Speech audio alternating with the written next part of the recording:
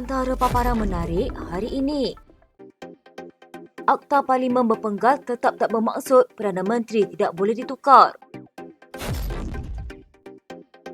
Mahathir cuba alih perhatian umum dari kes Daim. DAP kecam kenyataan melampau Dr. Mahathir terhadap kaum India. Aryu Zahid tanda terdesak kekal berkuasa.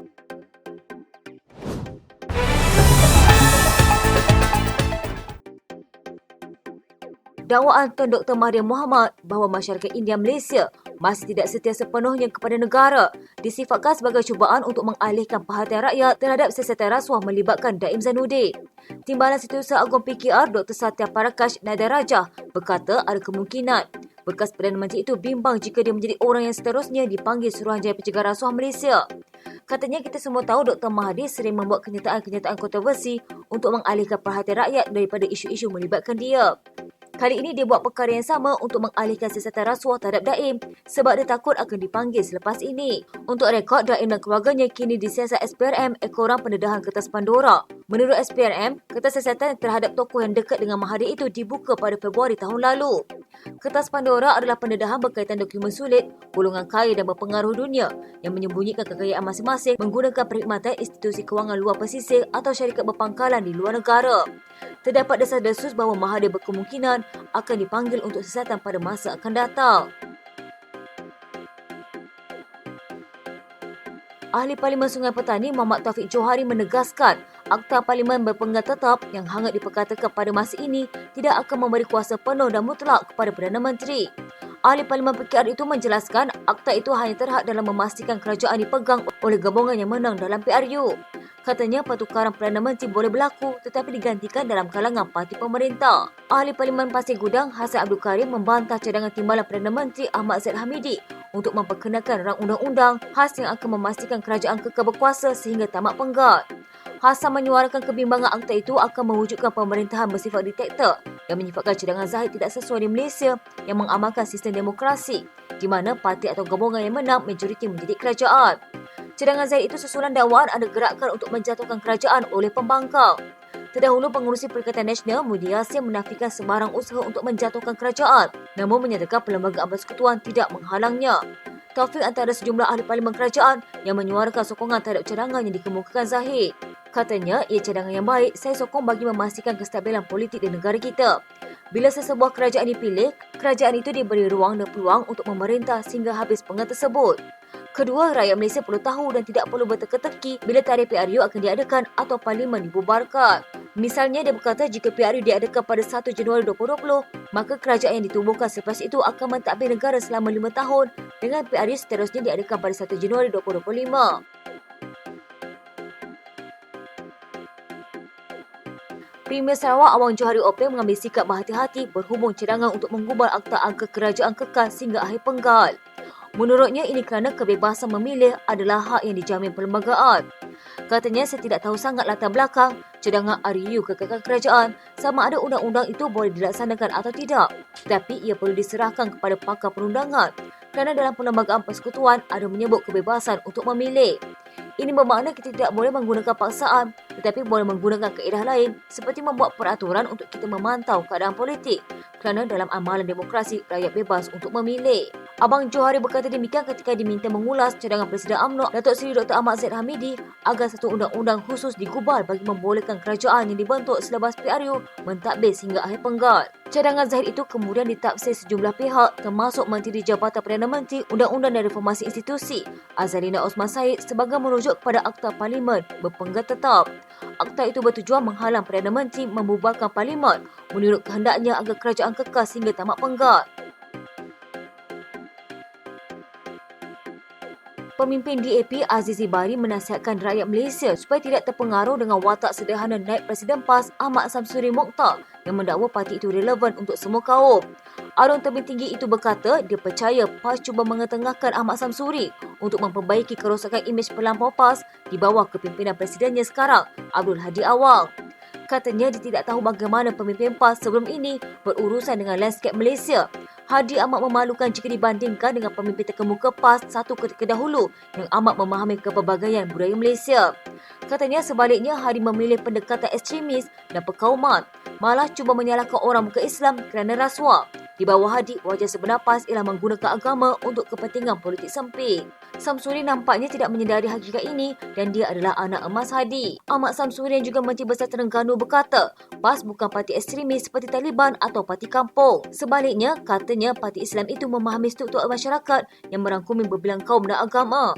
Aziz bagaimanapun berkata, PAS hanya berbahasa basi mengenai masyarakat Malaysia yang berbilang budaya, tetapi parti itu tidak mempunyai idea yang jelas dan agendanya hanya tertumpu kepada satu kumpulan. Katanya, pendek kata, PAS pada masa ini telah menjadi pertubuhan perkauman dan berhaluan kanan, sama seperti UMNO selepas ia bernasib buruk pada pilihan raya umum 2008. PAS hari ini adalah oportuniti dan sanggup menikam rakan dari belakang untuk kepentingan politiknya sendiri. Dan kita melihat bagaimana PAS sanggup menjadi orang suruhan UMNO dan menghancurkan Pakatan Rakyat pada 2015. Perpecahan PAS dengan Pakatan Rakyat berlaku selepas kematian bekas Muhyiddin Abdul Aziz Nikmat apabila Hadi dan penyokongnya menguasai parti itu. Ia juga membawa kepada perpecahan parti itu apabila sekumpulan pemimpin profesional meninggalkan parti itu dan menubuhkan amanah di bawah pimpinan Muhammad Sabu. DAP menyifatkan kenyataan bekas Perdana Menteri Tun Dr. Mahathir Mohamad terhadap masyarakat India sebagai menghasut dan berbahaya kepada negara ini. Not only extreme, this is dangerous. And coming from a Prime Minister who had preached about fostering a Malaysian race, a Malaysian nation, this betrays and goes against everything he has stood for in the past. It is clear that this is politically motivated because of his failure to win over support of Malaysians. Mahathir dilaporkan mendakwa masyarakat India Malaysia masih tidak setia sepenuhnya kepada negara ini kerana mereka masih terikat dengan negara asal mereka. Mengulas lanjut, Lim berkata Mahathir dan Presiden PAS Abdul Hadi Awang mempunyai pandangan politik dan ideologi yang sama dengan menggunakan kaum dan agama untuk kepentingan politik mereka sendiri. Sebagai contoh, katanya Abdul Hadi menyalahkan golongan muka Islam dan bukan Bumiputera sebagai punca rasuah di negara ini.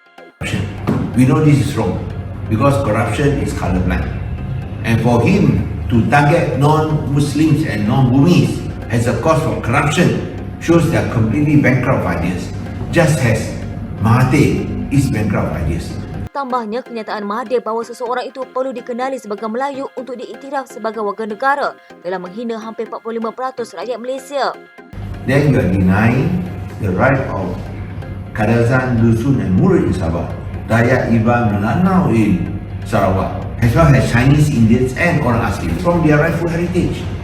As a Malaysian citizen, born here, grew up here, and likely to also end their lives here. So this is completely unacceptable. So with him and now Hadi working in tandem, both of them racist, both of them extremists, both of them targeting, discriminating and blaming everything wrong on non-Muslims and non-Bumis. Dia turut menyeru rakyat Malaysia menolak pemimpin politik yang bersikap melampau dan berkauman. I believe Malaysians will unite and reject such dangerous politics, and we want to strongly condemn these remarks which have hurt, I think, offended not only the sensitivities of Indians but also all other races, including Malays, who consider every Malaysian as their brother and sister. To question the loyalty of Indians to Malaysia is unacceptable when we know the sacrifices made by Malaysian Indians to the country.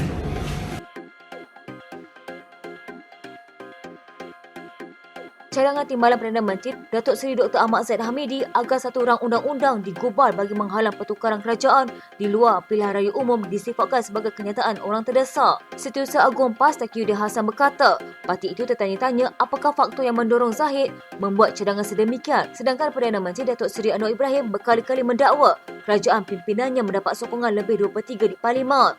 Katanya, adakah Zahid tidak yakin dengan dakwaan itu atau apakah beliau begitu terdesak untuk kekal berkuasa sehingga bersedia untuk membelakangkan perlembagaan dan demokrasi sama seperti yang dilakukannya bagi mempertahankan kedudukan sebagai Presiden UMNO walaupun berlawanan dengan keputusan majoriti ahli dan pakar umbi parti tersebut. Taqiyuddin menegaskan pertukaran kerajaan di luar PRU dibenarkan di bawah Perlembagaan Persekutuan dan selaras dengan prinsip demokrasi yang diamalkan di semua negara dengan syarat pihak-pihak yang mencabar kerajaan dapat membuktikan sokongan majoriti yang diterimanya. Katanya perlembagaan adalah sangat jelas dalam hal ini dan telah dimaklumi semua bahawa syarat sokongan majoriti ini menjadi asas pembentukan sebuah kerajaan secara sah sama ada susulan PRU atau pada bila-bila masa lain. Ia juga merupakan syarat asasi bagi memperoleh perkenaan yang di-Pertuan Agong untuk melantik menurut budi bicara baginda, seorang ahli Dewan Rakyat yang pada hebatnya mungkin mendapat kepercayaan majoriti ahli-ahli Dewan Rakyat sebagai Perdana Menteri untuk mempengurusikan jemaah menteri seperti yang diperuntukkan dalam Perkara 43/2/A Perlembagaan. Pada 11 Januari lalu, Anwar berkata pembangkang tidak mempunyai kekuatan untuk meneruskan usaha menumbangkan kerajaan pusat sedia ada dengan memulakan undi tidak percaya di Parlimen. Anwar berkata ini terbukti kerana sehingga sekarang pembangkang tidak membawa usul seumpama itu sepanjang setahun kerajaan Madani. Bagaimanapun, Zahid menyarankan agar RUU khusus dibentangkan untuk menghalang sesebuah gabungan ataupun mana-mana parti dominan yang membentuk kerajaan ditumbangkan di pertengahan penggat. Katanya, jika sesebuah kerajaan diwujudkan atas kemenangan sesebuah parti itu yang dominan atau gabungan parti politik itu dominan dengan mendapat perkenan agung, maka ia harus kekal hingga ke akhir penggat. Jika tidak, kita akan mengalami perkara yang terdahulu peralihan kerajaan di luar pilihan raya dan ini tidak baik untuk negara dan rakyat. Mengulas selanjutnya, Taqiyuddin berkata, seseorang Perdana Menteri yang hilang kepercayaan majoriti ahli Dewan Rakyat perlu meletakkan jawatan bersama seluruh anggota jemaah menterinya atau membubarkan Parlimen. Katanya, maka dalam keadaan itu yang di-Pertuan Agong hendaklah menggantikan Perdana Menteri tersebut dengan pihak yang terbukti mendapat sokongan majoriti ahli-ahli Dewan Rakyat. PAS percaya peruntukan perlembagaan berhubung perkara ini dan amalan berkaitnya di serata dunia adalah selaras dengan idea demokrasi itu sendiri, iaitu sesebuah kerajaan hanya akan dianggap sah selagi ia menikmati sokongan majoriti. Sekian berita terkini di TV pada hari ini. Jangan lupa follow Facebook dan YouTube Delan TV. Dapatkan info terkini di Facebook serta YouTube di TV.